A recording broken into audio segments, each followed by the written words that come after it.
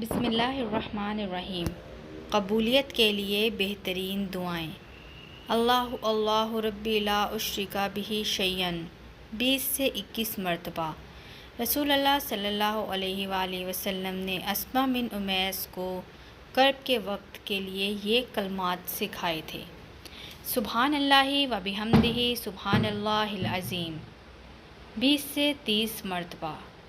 یہ وہ کلمے زبان پر ہلکے، میزان میں بھاری اور رحمان کو محبوب ہیں۔ اللہم صلی علی محمد وعلی آل محمد 18 سے 20 مرتبہ۔ کثرت سے درود کا پڑھنا ہر دکھ غم سے نجات اور بخشش کا ذریعہ ہے۔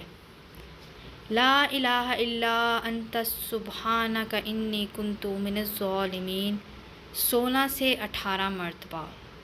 حضرت یونس علیہ السلام نے مچھلی کے پیٹ میں اپنے رب کو ان الفاظ سے پکارا تو اللہ نے ان کی دعا قبول کی اور انہیں غم سے نجات دی۔ لا الہ الا اللہ وحدہ لا شریک لہ لہ الملک و لہ الحمد وہو علی کل شیء قدیر 8 سے 10 مرتبہ۔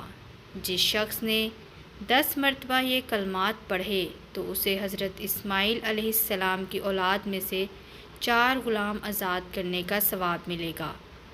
ویڈیو پسند آئے تو الف اسلام چینل کو ضرور سبسکرائب کریں۔ شکریہ۔